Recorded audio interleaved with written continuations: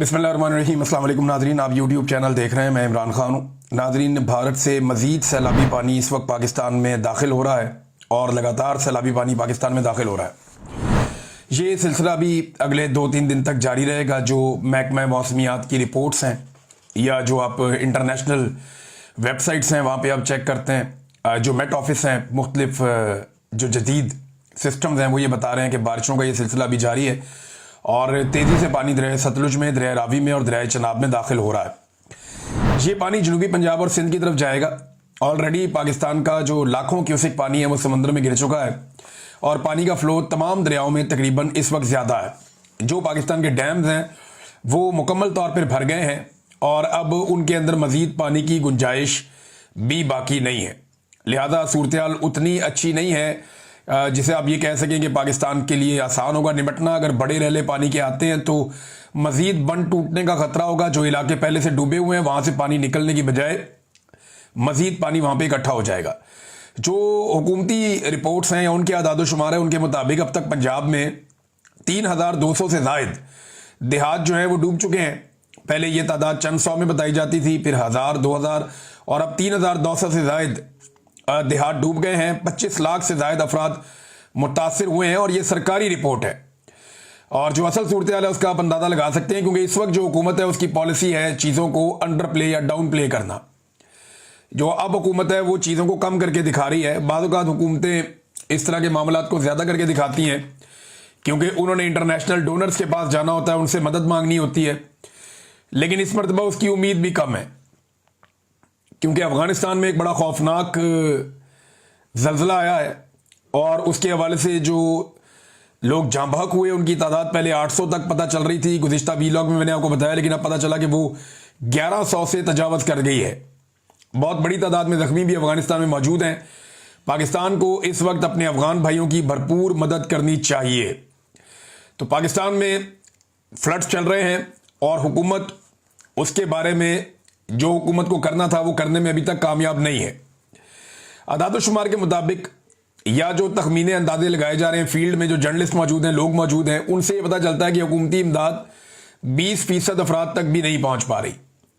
हत्ता कि मैं हुकूमती इमदाद और जो बाकी लोगों की इमदाद है उसको सबको इकट्ठा करके भी हम कहें तो भी इमदाद 20% लोगों तक भी नहीं पहुंच पा रही। लोग खुले आसमान के नीचे सोने पर मजबूर हैं और लोगों के कपड़े, सामान, बिस्तरे, घर का सारा जो कुछ भी था वो भी, लोगों के मवेशी, फसलें, सब कुछ बह गया और देही इलाकों में बहुत बड़ा नुकसान हुआ है। साहिवाल के अंदर फ्लड का रेला पहुंचा, वहां पे बहुत नुकसान हुआ। ओकाड़ा के अंदर जंग में बहुत शदीद नुकसान हुआ जहां मरियम नवाज गई थी एक दिन पहले। और वहां से अब ये इत्तला आ रही है कि जंग में जो एक जाली कैंप लगाया गया वहां पे जो मरियम नवाज की मुलाकात करवाई गई है वो मुलाकात सैलाब मुतासरीन से नहीं करवाई गई। ये बंदे गाड़ियों में भरकर फैसलाबाद से लाए गए थे और ये भी क्लेम किया जा रहा है कि जो खवातीन लाई गई थी वो कोई सरकारी दफातर में काम करने वाली खवातीन है और इन लोगों को पुराने कपड़े पहना के इनको लाया गया और लाकर वहाँ पे एक ड्रामा क्रिएट किया गया। जो असल सैलाब मुतासरीन है उनको मरियम नवाज के नज़दीक भी नहीं आने दिया गया। रीज़न वही है कि जो असल मुतासरीन है वो आएंगे तो वो अपना हक मांगेंगे और ये हक दे नहीं पा रहे। तो 200-250-300 बंदा इकट्ठा करना कोई मुश्किल नहीं होता। और जब आप ड्यूटीज लगा देते हैं ब्यूरोक्रेसी की तो वो फिर एक एक पटवारी को कहते हैं जी आपने 10-10 बंदे लेकर आने हैं। तो अगर वहां पे 20 पटवारी भी आते हैं तो 200 बंदा इकट्ठा हो जाता है। आप एक एक टीचर को कहते हैं जी आपने 5-5, 7-7 बंदे लेकर आने हैं। एक एक एमपीए को आप कह देते हैं बंदे लेकर आने हैं। तो ये जब आपके पास सरकार होती है ना तो ये पीएमएलएन का पुराना तरीकाकार है। ये पटवारी इकट्ठे कर लेते हैं, दूसरे महकमे के लोग इकट्ठे कर लेते हैं, फिर उन्हें कहते हैं कि बंदे लेकर आ जाओ। मुझे एक वाकया याद आ गया इससे कि परवेज़ मुशर्रफ के दौर में लाहौर में एक रैली निकली थी।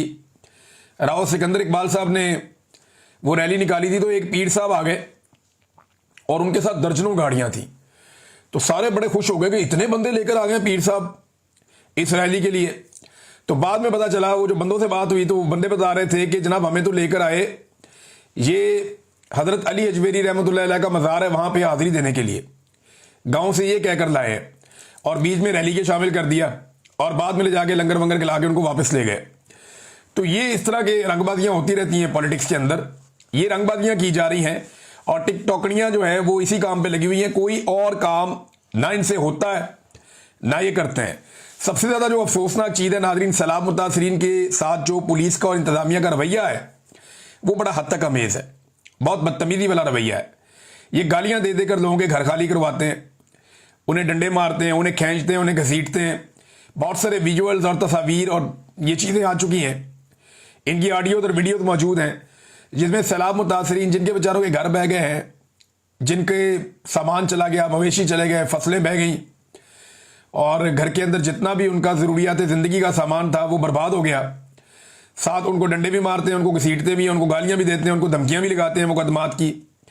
तो ब्यूरोक्रेसी भी ये कर रही है, पुलिस भी ये कर रही है। हाँ, टिकटॉक बनाने के लिए कहीं पे 4 बच्चे बिठा के उनके हाथ में किताब पकड़ा दी, किसी बच्चे को फुटबॉल दे दिया, किसी बच्चे के साथ बैठ के किसी डीसी ने या किसी एसी ने खाना खा लिया और ये किसी पुलिस वाले ने किसी बच्चे को गोद में उठा लिया। तो ये टिकटॉकनियां जो है उनको देख के सारे इसी काम पे लग गए हैं। अब मैं देख रहा था कि अब जो देहाती लोग हैं उन्होंने नया काम शुरू कर दिया। जहां पे भी कोई बंदा जाता है हुकूमत का और वो 2 नंबरी करने लगता है कि फलां का बच्चा गोद में उठा लिया और 2 नंबरी कर रहा है, तो वो देहाती भी अब उसकी वीडियो बना के लगाना शुरू हो गए। मेरी सैलाब मुतासरीन से गुजारिश है कि ये आपकी तौहीन कर रहे हैं, ये आपकी गुर्बत का मजाक उड़ा के, आपकी मजबूरियों का मजाक उड़ा के अपनी पब्लिसिटी कर रहे हैं। लिहाजा आप भी जवाब दें इनको, और जवाब देने का सबसे आसान तरीका है कि ये जो भी कर रहे हैं थोड़ा दूर खड़े होकर आप इनकी वीडियो बना लें, ये चीजों को बार बार रीटेक करते हैं। वो एक बाबा जी हैं, उनको 2 दफा रेस्क्यू किया है, यानी एक दफा इस एंगल से रेस्क्यू किया, दीवार के पास खड़े थे, उन्हें रेस्क्यू किया, बाहर निकाला, थोड़ी देर बाद एक और जगह थे, वही बाबा दोबारा रेस्क्यू हो रहा है, फिर उसको रेस्क्यू कर दिया। वो दोनों वीडियो मार्केट में आ गई। अब या तो ये बाबा को शौक था, बार बार पानी में छलांग मार देते थे कि मेरे रेस्क्यू कर लो, या फिर वही हो रहा है जो हर तरफ हम देख रहे हैं। बंदे हैं वो बाकायदा किनारे से जाते हैं पानी के अंदर, पहले फिर कैमरा ऑन होता है, फिर पानी के अंदर से बाहर आते हैं कोई ना कोई चीज उठा के। ये फ्रॉड हो रहा है और ये सब इसलिए हो रहा है कि जिसके हवाले सूबा किया गया हुआ है उसकी अपनी तरबियत ये है, वो टिकटॉकनियों की मालकन है और वो यही काम कर रही है और लगातार यही काम हो रहा है। तो बदतमीजी पुलिस और इंतजामिया की जानिब से सैलाब मुतासरीन के साथ ये इंतहाई अफसोसनाक है। एक फौजी अफसर की वीडियो में देख रहा था सुबह, वो भी समझा रहा था कि यार इनको तकलीफ को इनकी समझो, लेकिन वो क्या समझाएगा, उसका अपना इदारा जो है मरीम नवाज के फ्लैक्स सीधे करने पे लगा हुआ है आजकल। तो उन्होंने क्या करना है, यानी इससे पहले हम देखते थे फौज को काम करते हुए, लेकिन अभी मरीम नवाज के फ्लैक्स फौज सीधे कर रही है। ये दिन भी फौज ने देखना था। मेरे बहुत सारे फौजी दोस्त हैं, वो बेचारे इसके ऊपर बड़े सीख पाए। मेरी उनसे बात हुई, मैंने कहा ये क्या है, उन्होंने कहा यार किधर लाके खड़ा कर दिया हमें, ये हमारा काम तो नहीं है ना, मरीम नवाज के फ्लैक्स हम सीधे कर रहे हैं, ये तो यूनिफॉर्म की तौहीन है, ज्यादती हो रही है। तो मैंने कहा ये क्यों करते हो फिर? उसने कहा यार बेचारे सिपाही का क्या दिमाग होता है, वो तो जो देखता है वो उसको फॉलो करता है, वो देख रहा है ऊपर से यही काम चल रहा है तो आगे भी यही काम चल रहा है, अब क्या करें। हालात इनके ये है कि इन्होंने जानवरों के चारे के ऊपर मरीम नवाज का फोटो लगा दिया, और भाई उधर किसी कट्टे बच्चे का लगाना था, किसी बच्ची का लगाना था, गाय भैंस का वहां पे आपने लगाना था फोटो कि ये चारा गाय भैंसों के लिए आया, उधर भी चुप के मरीम नवाज का फोटो लगा दिया। भाई मस्जिद एक ऐसी जगह, औरत आगे खड़ी हो जाए तो अब नमाज नहीं पढ़ सकते, वहां मरीम नवाज का फोटो मस्जिद में भी चिपका दिया कि जनाब ये मस्जिद है, नीचे बुक कमिश्नर का और ये वो सारा लिखा हुआ है, तो मस्जिद के ऊपर भी मरीम नवाज का फोटो चिपका दिया। अपना फोटो चिपकाने का जो शौक है ना, वो ये बता रहा है कि ये लोग ज़हनी मरीज हैं, इनको इलाज की जरूरत है। इनको इख्तिदार दे दिया पकड़ के एस्टेब्लिशमेंट ने, इन्हें तो अब इस वक्त इलाज मिलना चाहिए था, इन्हें लाके इख्तिदार में बिठा दिया। कैसी ज्यादती की है इनके साथ और कौम के साथ, उससे बड़ी ज्यादती की है।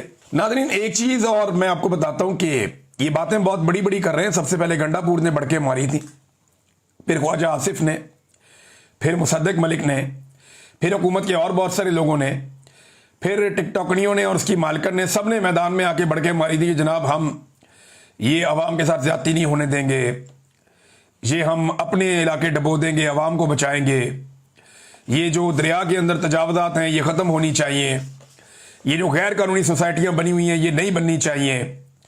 किसी एक के खिलाफ भी कानूनी कार्रवाई नहीं हुई अभी तक।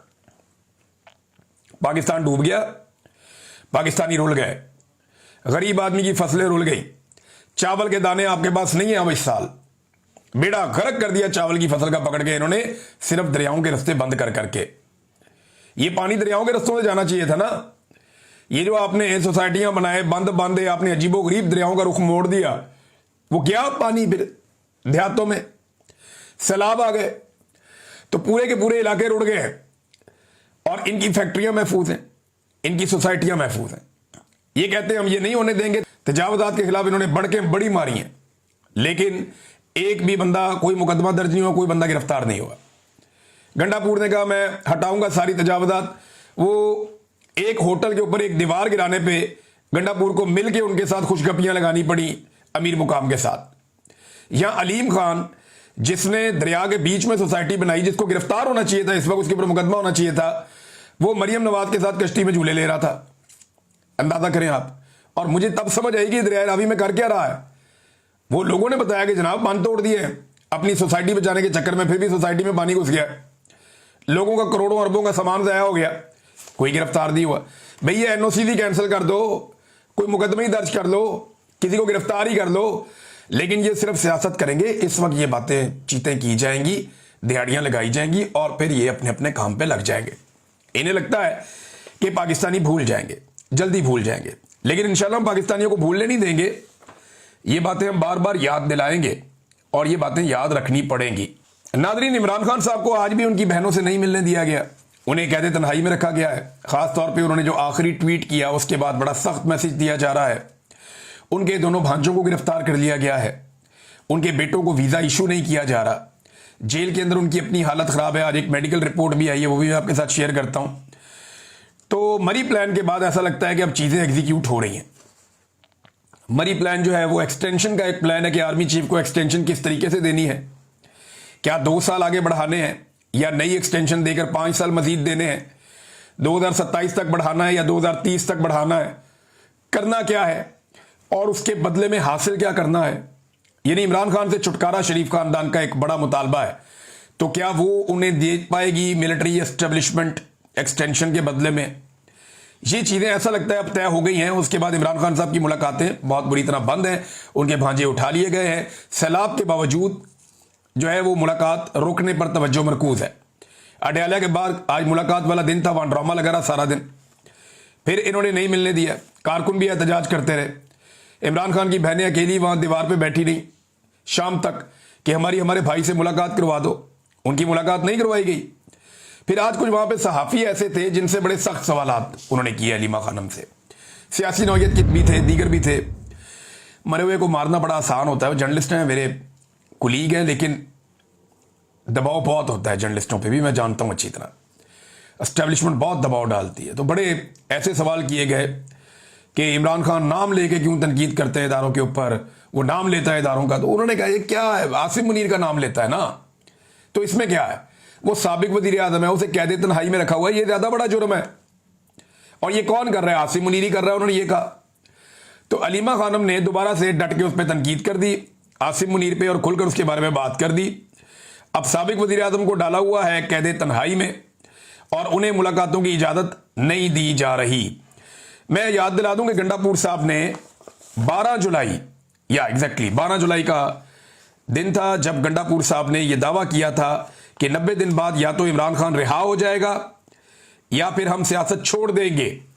तो गंडापुर साहब को मैंने सिर्फ यह बताना था कि 12 जुलाई से 12 अगस्त और अब सितंबर की 2 तारीख आ गई है, लिहाजा आपके बाकी रह गए हैं 38 दिन।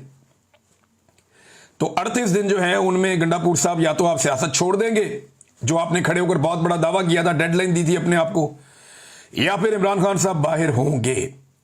तो मैंने उस वक्त कहा था कि इनके पास 3 महीने के बाद कोई और बहाना होगा कि ये ना होता तो इमरान खान छूट जाता, वो ना होता तो इमरान खान छूट जाता, ये मेरी बात मान लेता तो इमरान खान छूट जाता। तो बड़े बड़े इन्होंने दावे पहले भी किए, बड़ी बड़ी बढ़के मारी हैं। वो 12-14 क्लिप है मेरे पास, किसी दिन आपको सुनाऊंगा कि गंडापुर ने कैसे इमरान खान को छुड़ाने के दावे किए और फिर किया क्या।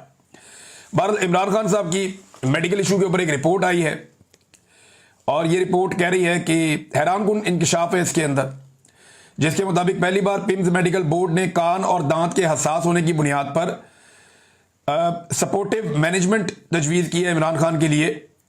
2024 से उन्हें चेक किया जा रहा है। इमरान खान साहब के जो अपने डॉक्टर हैं, जुलाई 2024 में उन्होंने जेल का आखिरी विजिट किया था और अब तक 15 से ज्यादा मुख्तलिफ डॉक्टर उन्हें चेक कर चुके हैं। लेकिन यहां पे इशू है, देखिए इमरान खान शिकायत नहीं करता, वो जिस्मानी लिहाज से खुद को मजबूत रखने में कामयाब रहे हैं इमरान खान साहब, लेकिन उनके कान और दांत का इशू बढ़ रहा है।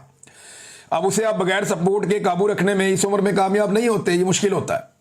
लिहाजा डॉक्टर भी अब ये कह रहे हैं कि करना पड़ेगा, लेकिन इमरान खान की हिम्मत को दाद देनी पड़ेगी कि दांत और कान ये दो ऐसी दर्दें होती हैं जिनके बारे में लोग कहते हैं कि ये दर्द किसी को भी ना हो, बड़ी शदीद दर्द होती है। जिसे कभी दांत में दर्द रहा हो ना, या कान का दर्द हो जाए रात को, तो उसको आइडिया है कि कितना खौफनाक दर्द होता है। मेरे क्योंकि बहुत कम कभी लेकिन कान में दर्द होता है। ये मैंने ISI वालों को भी कहा था। मैंने कहा जिस दिन मेरे कान में दर्द हो जाएगी ना, उस दिन आप सबको लग पता जाएगा, क्योंकि मेरे 2-3 महीने में एक आध दफा कान में दर्द होती है। तो वो ऐसी दर्द होती है कि बंदा दूरा हो जाता है। तो ये मेरे इमरान खान साहब की मैं हिम्मत को दाद देता हूं कि वो फिर भी शिकायत नहीं करते, वो उस तरह से नहीं कहते। उनके दांत और कान दोनों में दर्द है, वो कह रहे हैं, डॉक्टर बता रहे हैं बड़ी हसासियत है, प्रॉब्लम है। और उसके ऊपर बाकायदा रिपोर्ट आई है कि उनको अब चाहिए होगी सपोर्टिव मैनेजमेंट। बहरहाल देखिए ये हुकूमत क्या करती है। इमरान खान साहब के अपने डॉक्टरों को तो मिलने नहीं दिया जा रहा। अब इमरान खान तो चले पाकिस्तान तहरीक इंसाफ के बानी है ना, या बानी है पाकिस्तान के साथ ये किया जा रहा है। जिसने भी पाकिस्तान के साथ अच्छा किया, पाकिस्तान की मिलिट्री एस्टेब्लिशमेंट ने उसे निशाने इबरत बनाया। ये ऐवान सदर में ये उनकी जो एक ऑफिशियल सोशल मीडिया है, जरदारी साहब, वहां आप ये देखें कायदे आज़म का फोटो गायब है। अब इसमें ना एक कानून खुद बिल लेकर आई थी पाकिस्तान पीपल्स पार्टी, जिसके मुताबिक 50,000 रुपये जुर्माना और 5 महीने की कैद थी सरकारी दफ्तर से कायदे आज़म की फोटो हटाने पर। तो ये तो सबसे बड़ा सरकारी दफ्तर है पाकिस्तान का। तो कायदे आज़म को ये रफ्ता रफ्ता आहिस्ता आहिस्ता कायदे आज़म को जो है फेड आउट कर रहे हैं। ऐसा लगता है कि एक वक्त आएगा कि ये नोट के ऊपर से कायदे आज़म का फोटो उतार के तो इनकी तस्वीर लगा देंगे, शरीफ खानदान के, जरदारी खानदान के, और इन लोगों को लीडर बना के पेश कर देंगे। ऐसा दिखाई देता है, ऐसा लगता है शायद ये कर गुजरेंगे। ये काम भी ये लोग कर लेंगे, कोई पता नहीं इनका। ये फ्रॉड में किसी भी लेवल तक जा सकते हैं। नाज़रीन, पाकिस्तान टेलीविजन ने अपने एक बदज़बानी करने पर मुलाजिम को फारिग कर दिया है। ये मरीम नवाज और अता तारड़ वगैरह की चॉइस थे, और ये साहब काफ़ी लंबे अरसे से, क्योंकि जब मैंने ये खबर पढ़ी तो फिर मैंने कहा मुझे बताएं इन्होंने क्या किया। तो मुझे पता चला कि इन्होंने काफ़ी लंबे अरसे से ख़वातीन के हवाले से और पाकिस्तान तहरीक इंसाफ के हवाले से खासी बदज़ुबानी की है, और बड़े जो है वो बिलो द बेल्ट ये अल्फाज इस्तेमाल करते रहे उन लोगों के लिए। लेकिन इस बार उन्होंने गलती से पाकिस्तान पीपल्स पार्टी को छेड़ दिया और सिंध के अवाम पे उन्होंने कुछ ऐसे जुमले कस दिए, वो बंदर कह दिया, कोई उनके बारे में कुछ उनको मुंह चढ़ा दिया, थोड़ा अजीब सी एक्टिंग कर दी बंदर की। तो इसकी वजह से इन्हें फिलहाल फारिग कर दिया गया। लोग कहते हैं तनख्वाह इनको मिलती रहेगी शायद, लेकिन ये बंदा जो है वो एस्टेब्लिशमेंट का एक काला चैनल है, वहां पे भी प्रोग्राम करता है। तो आप एस्टेब्लिशमेंट की और मौजूदा हुकूमत की चॉइस आप चेक कर लें। जो गाली दे, बदतमीजी करे, नफरत फैलाए, खवातीन की तौहीन करे, गंदे अल्फाज इस्तेमाल करे, उन्हें ये कहते हैं जी असासा है इनका। अब अगर पीपल्स पार्टी को ना छेड़ता तो ये बंदा अभी भी टीवी पे होता। जो पीपल्स पार्टी के साथ अभी किया ये तो कुछ भी नहीं है। मुझे मेरी टीम के लोग बता रहे थे इससे 10 गुना इन साहब ने बाकी लोगों के साथ किया। अफसोसनाक है, ऐसे लोगों को डिस्करेज करना चाहिए और ऐसे लोगों के लिए गुंजाइश नहीं होनी चाहिए। आप जर्नलिज्म कर रहे हैं, आप इस तरह की चीज़ें तो ना करें जिससे आप यानी आप आवाज़ उठाएं तो हक के लिए उठाएं ना। जो लोग बेचारे जुल्म बर्दाश्त कर रहे हैं उनके लिए आवाज़ उठाएं। तो बहुत ही अजीब हरकत की है। और उसके बाद जो है वो हुकूमत का रिएक्शन सिर्फ इसलिए आया कि पीपल्स पार्टी जो है वो इसके अंदर इन्वॉल्व हो गई। लेकिन ये माफ़ी शाफी हो जाएगी, मुझे इस बात का आइडिया है, और ये जल्दी हो जाएगी। नाज़रीन, एक पंगा नया पड़ गया है और वो है कालाबाग डैम का। इसमें गंडापुर साहब ने एक स्टेटमेंट दे दिया हैरान कुन कालाबाग डैम के हवाले से, और आउट ऑफ द वे ही आ गए वो। ये नहीं किसी ने उनसे ये बात भी नहीं ऐसे की थी, लेकिन वो आ गए गंडापुर साहब। उन्होंने कालाबाग डैम के ऊपर बताया जी मैंने तो वहां भी बात की, वहां भी बात की। तो अब उसके ऊपर पीटीआई के लोग सफाइयां दे रहे हैं। असद कैसर साहब कह रहे हैं जी वो गंडापुर की ज़ाती राय हो सकती है, पीटीआई की राय नहीं है। खैबर पख्तूनख्वा में पॉलिटिकल पार्टी इसकी मुखालफत कर रही है, या एएनपी है, शेरपा ग्रुप है, बाकी लोग हैं, वो ये कह रहे हैं जी इसके ऊपर आप सफाई दें। लेकिन अभी मैं आपको एक चीज़ बता देता हूं कि एक सर्वे और पाकिस्तान की मिलिट्री एस्टेब्लिशमेंट ने करवाया। ये हर महीने 1.5 महीने के बाद मिलिट्री एस्टेब्लिशमेंट पाकिस्तान में लगातार सर्विस करती चली जा रही है। हर 2 महीने 1.5 महीने में ये करते हैं, और वो जो सर्वे हैं उनकी रिपोर्टें बाहर आ जाती हैं हमारे तक, मेहरबान है। अब जो नया इन्होंने सर्वे कराया उसमें हैरान कुन तौर पे पंजाब में, बलूचिस्तान में और सिंध में पाकिस्तान तहरीक इंसाफ की मकबूलियत बढ़ती जा रही है बतौर पॉलिटिकल पार्टी। ये इमरान खान की बात नहीं हो रही। स्पेसिफिकली जिसने मुझे इन्फॉर्मेशन दी उसने पीटीआई का नाम लिया। उन्होंने कहा जी पंजाब में, सिंध में और बलूचिस्तान में पाकिस्तान तहरीक इंसाफ की मकबूलियत एकदम ऊपर जा रही है, हैरान कुन तौर पे मजीद, लेकिन खैबर पख्तूनख्वा में नीचे जा रही। उसकी एक तो ये रीज़न है, जहाँ पे आपकी हुकूमत होती है वहाँ पे आपकी मकबूलियत कम होती है, ये बात ठीक है। लेकिन जो रीज़न मुझे पता चले उनमें उन्होंने ये बताया कि एक तो ऑपरेशन की हमायत, फिर ड्रोन हमले, उनके ऊपर खामोशी, फिर अली अमीन गंडापुर की जो एक कन्फ्यूजन वाली पॉलिसी है कि कहते कुछ हैं वो करते कुछ हैं, ये भी एक रीज़न है। और गंडापुर और इमरान खान के मामलात के अंदर जितनी दूरियां पैदा हो रही हैं उतना पाकिस्तान तहरीक इंसाफ को नुकसान हो रहा है। और अब काला बाग डैम वाला भी एक स्टेटमेंट आपके सामने है, मैंने आपको बताया कि वहाँ क्या चल रहा है। तो ये वो सारी चीज़ें हैं जो अब तक मैंने आपके साथ शेयर की। नाज़रीन, नेक्स्ट वीलॉग में कुछ आम चीज़ें मुझे आपके सामने रखनी है। अब तक के लिए इतना ही। अपना ख्याल रखिएगा, अपने इस चैनल का भी। अल्लाह हाफ़िज़।